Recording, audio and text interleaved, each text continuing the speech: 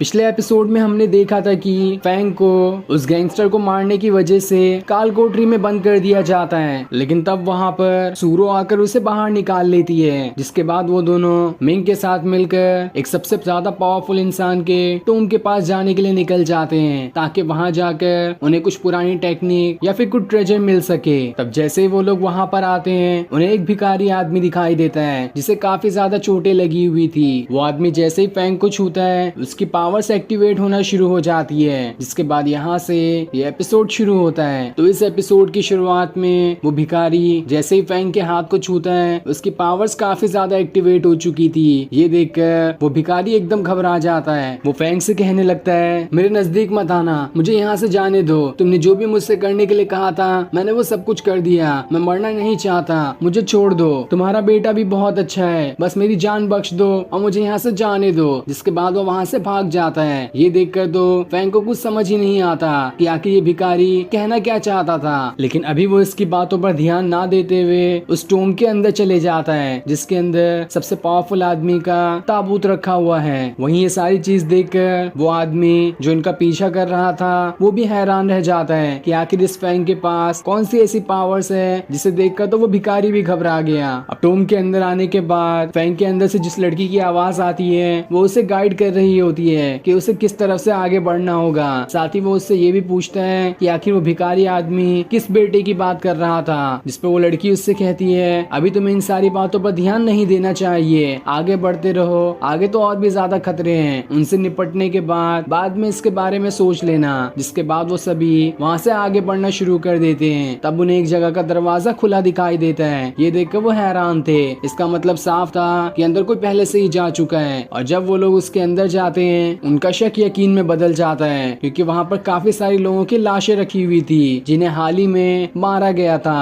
Fang को बाकी ये देखकर हैरान होते हैं कि आखिर इतने सारे लोगों को कौन मार सकता है, और इन्हें मारा भी बस कुछ मिनट पहले ही गया है। साथ ही यहाँ पर सारे ट्रेजर तो वैसे ही पड़े हैं। इन्हें मारने वाला ट्रेजर की लालच में इन्हें मारा होता तो ट्रेजर भी तो लेकर चला गया होता, लेकिन उसने तो सारी चीजें यहाँ पर छोड़ दी है। वो लोग ऐसे ही बातें कर रहे होते हैं कि तभी वहाँ पर जाओ नाम का एक आदमी उठ खड़ा हो जाता है, और फिर अब देखते ही देखते कुछ और लोग भी खड़े होने लगते हैं, जो कि जाओ के ही साथी थे। जाओ फैंग को बाकियों से कहता है, जब वो बूढ़ा आदमी गया तो मुझे लगा कि अब परेशान करने यहाँ पर कोई भी नहीं आएगा, हम सारा का सारा ट्रेजर ले जा सकते हैं, लेकिन देखो हमारी मुसीबत तो अब भी कम नहीं हुई, तुम और तुम्हारे साथी यहाँ पर आ चुके हैं, अब तो हमें तुमसे भी लड़ना पड़ेगा। साथ ही उन्हें देखकर फैंग तो काफी हैरान होता है, क्योंकि ये सारे लोग उसके ही सेक्ट के कोर डिसाइपल्स थे, लेकिन बस ये लोग अलग सिटी से बिलोंग करते हैं, जिसका नाम जाकुई सिटी है। जाओ कहता है, हमारी सिटी की सुजाको सिटी से काफी टाइम से दुश्मनी है, हम तो एल्डर सूरो से भी बदला लेना चाहते थे,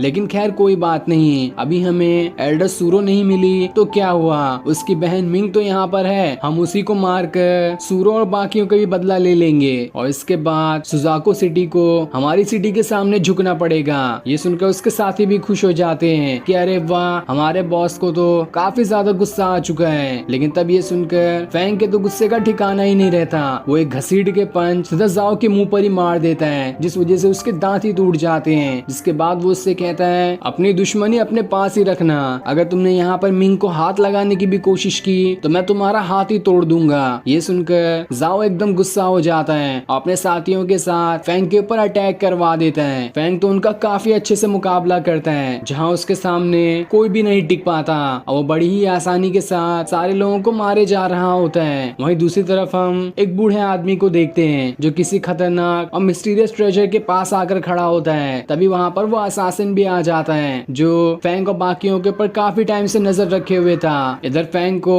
अब काफी ज्यादा गुस्सा आ चुका था, इसलिए वो अपनी थंडर पावर को एक्टिवेट करना शुरू कर देता है, और जैसे वो उसे एक्टिवेट करता है, उसकी स्वॉर्ड से बिजलियां निकलने लगती है, जो कि जाओ के ऊपर इतना खतरनाक अटैक कर देती है कि अब तो उसके अंदर हिम्मत ही नहीं बची थी कि वो दोबारा से खड़ा हो सके। इसके बाद फैंग उससे कहता है, आज के बाद मिंग या फिर किसी और के ऊपर हाथ उठाने से पहले 1000 बार सोच लेना, वरना इस बार तो मैंने सिर्फ तुम्हारे ऊपर अटैक ही किया है, अगली बार जान लेने से भी नहीं रुकूंगा। तब जाओ के साथ ही जल्दी जल्दी उसे उठाकर वहाँ से ले जाते हैं, क्योंकि वो काफी ज्यादा इंजर्ड हो चुका था। साथ ही वो लोग फैंग की पावर्स भी देखकर एकदम डर चुके थे, और वो लोग तो पहले ही अपनी हार मान लेते हैं कि उनका फैंग फैंग के सामने कोई मुकाबला नहीं। जब उनका बॉस ही उसके सामने नहीं टिक पाया तो उनकी क्या औकात है। तब उन सभी के जाने के बाद फैंग मिंग की दी हुई पोटली के अंदर सारे के सारे ट्रेजर भरना शुरू कर देता है, क्योंकि आसपास बहुत ही सारे ट्रेजर पड़े हुए थे और उसकी छोटी सी पोटली हजारों ट्रेजर को उसके अंदर भर लेती है। जिसके बाद सभी उस टूम से बाहर निकलने लगते हैं। लेकिन जैसे ही मिंग और वो दोनों व्हाइट टाइगर टूम के बाहर आते हैं, फैंग उसका दरवाजा ही बंद कर देता है और उनसे कहता है तुम लोग जाओ और किसी सेफ प्लेस पे जाकर छुप जाओ। मुझे अभी अंदर और चीजें पता करनी है कि आखिर वो जाओ किस बूढ़े आदमी की बात कर रहा था। जिसके बाद वो वहाँ से आगे बढ़ना शुरू कर देता है, ये पता करने कि आखिर इन सारे लोगों को मार कौन सकता है और आखिर उसने इन्हें मारा भी होगा तो किस लिए। कहीं इस टूम के अंदर कोई ऐसा ट्रेजर तो नहीं जिसकी तलाश में ही वो बूढ़ा आदमी यहाँ पर आया होगा। मुझे इस बात का पता लगाना होगा। वहीं हम उस बूढ़े आदमी को उस असासिन से फाइट करते हुए देखते हैं, जो दोनों उसी ट्रेजर के लिए फाइट कर रहे थे जो कि वहाँ पर रखा होता है। तब फैंग की नजर जैसे उस ट्रेजर पे पड़ती है, उसकी आंखें खुली की खुली रह जाती है। उसके अंदर से जो लड़की होती है वो उसे बताती है ये ट्रेजर जो है इसके अंदर एयर टेक्निक छुपी हुई है। अगर तुम इस टेक्निक को सीख लो तो तुम्हारा एयर पे कंट्रोल हो जाएगा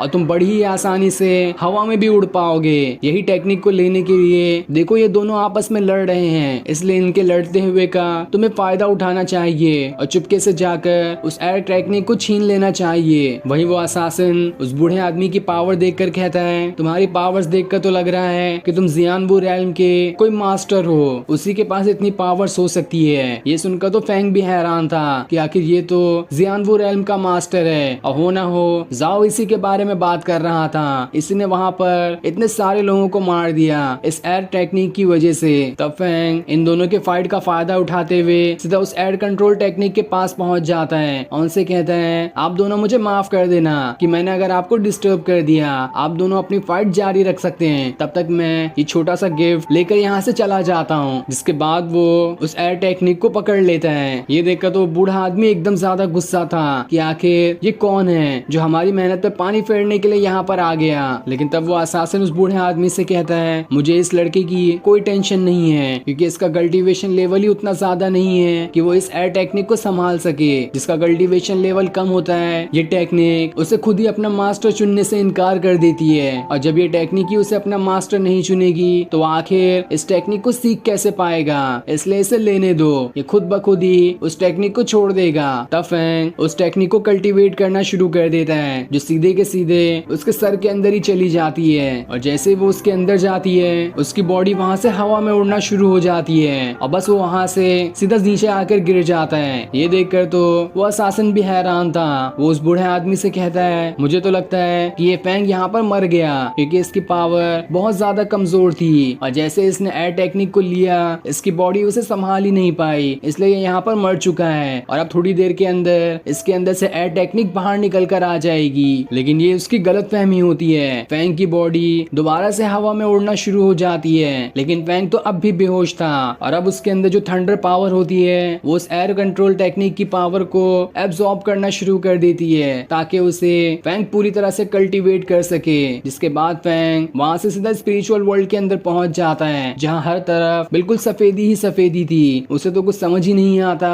कि आखिर वो यहाँ पर पहुंच कैसे गया। साथ ही उसे सामने एक दरवाजा भी दिखाई देता है। ये देखकर उसे समझ आता है लगता है मैं तो मर गया और मैं आफ्टर वर्ल्ड में पहुंच चुका हूँ। तभी उसके सामने एक बहुत ही बड़ा अंडा आता है और वो अंडा कोई और नहीं बल्कि उसी लड़की का था जो हमेशा फैंग से बातें करती है, और उसी के अंदर से उस लड़की की आवाज भी आ रही होती है। फैंग उससे कहता है अरे तुम तो एक अंडा हो, मैंने तो तुम्हें कुछ और ही समझ लिया था। ये सुनकर वो लड़की कहती है आखिर तुम्हारी हिम्मत कैसे भी मुझे अंडा कहने की, अभी तुम्हें मजा चखाती हूँ। जिसके बाद फैंग वापस से होश में आ जाता है। तब वो बूढ़ा आदमी उससे पूछता है आखिर वो एयर टेक्निक कहाँ पर चली गई, लाओ दो मुझे वो मेरी टेक्निक वापस। तब फैंग उससे कहता है वो तो मेरे दिमाग में घुस चुकी है, क्या तुम्हें दिमाग खोल के रिटर्न दूं? ऐसा तो नहीं हो सकता। तब वो असासिन उस बूढ़े आदमी से फाइट करना रोक देता है और उससे कहता है लगता है एयर टेक्निक ने इस फैंग को अपना मास्टर चुन लिया, तो अब मुझे तुमसे फाइट कर कर अपना टाइम वेस्ट नहीं करना है, इसलिए मैं यहाँ से जा रहा हूँ। जिसके बाद वो फैंग को कॉन्ग्रेचुलेशन करते हुए वहाँ से चला जाता है। अब वो बूढ़ा आदमी फैंग से कहता है आखिर तुम्हारी हिम्मत कैसे हुई यहाँ पर आकर एयर टेक्निक को ले लेने की, न जाने मैंने कितनी मेहनत की थी इसे लेने के लिए, लेकिन तुमने यहाँ पर आकर मेरा सारा का सारा खेल ही बिगाड़ दिया, इसलिए मैं तुम्हें जिंदा नहीं छोड़ूंगा, तो अब मरने के लिए तैयार हो जाओ। लेकिन जैसे ही वो उसके ऊपर अटैक करने वाला होता है, इससे पहले ही वहाँ पर वो भिखारी आदमी आ जाता है, जो सीधा उस बूढ़े आदमी का गला पकड़ लेता है और उससे कहता है, आखिर तेरी हिम्मत कैसे हुई फैंग को हाथ लगाने की? इसकी सजा मैं तुझे देकर ही रहूंगा। और वो इतना जोर से उस बूढ़े आदमी का गला दबाता है कि वो बूढ़ा आदमी बिल्कुल एक बॉम्ब की तरह वहाँ पर फूट जाता है। ये देखकर तो फैंग बस वहाँ खड़ा का खड़ा ही रह जाता है कि अचानक में यहाँ पर ये हुआ क्या? ये बूढ़ा आदमी है कौन जिसके पास इतनी पावर्स है और ये उल्टा मेरा सपोर्ट कर रहा है? लेकिन वो लड़की उससे कहती है, जान प्यारी है तो यहाँ से भाग निकलो, क्योंकि इस धमाके के बाद पूरा का पूरा टॉम भी बर्बाद होने वाला है। इसलिए फैंग वहाँ से भागना शुरू कर देता है, जहाँ उसके पीछे आग की लपटें पड़ी होती है। वहीं जैसे ही आग की लपटें मिंग और बाकियों की तरफ आने वाली होती है, व्हाइट टाइगर मिंग को वहाँ से घसीट कर ले जाने लगता है। लेकिन मिंग वहाँ से जाना नहीं चाहती थी, क्योंकि फैंग अभी तक बाहर निकल कर नहीं आया था। वो उनसे कहती है, हमें नहीं जाना चाहिए, हमें फैंग का इंतजार करना होगा। लेकिन वो व्हाइट टाइगर जबरदस्ती उसे बाहर लेकर आ जाते हैं टूम के, और बाहर आते ही एक जोरदार धमाका होता है। ये देखकर मिंग एकदम ज्यादा उदास हो जाती है और एकदम ज्यादा रोने भी लगती है, क्योंकि उसे लग रहा था कि फैंग अब नहीं रहा। वो खुद को ही कोसना शुरू कर देती है कि मुझे तो यहाँ पर आना ही नहीं चाहिए था, ये सब मेरी ही गलती है। तभी उसे फैंग दिखाई देता है, जो कि पहले ही बाहर निकल चुका था और वो अपने कपड़े झाड़ रहा होता है। तभी मिंग वहाँ पर आकर सीधा उसके ऊपर कूद जाती है और उससे कहती है, तुमने तो मुझे डरा ही दिया था, आगे से ऐसी हरकत करने की कोशिश की तो मुझसे बुरा कोई भी नहीं होगा। वहीं वो असासिन अब भी फैंग को देख रहा होता है और फिर उसे देखते हुए वो वहाँ से चला जाता है। जो सीन दिखाते ही ये एपिसोड यहीं पर एंड हो जाता है। Thanks for watching.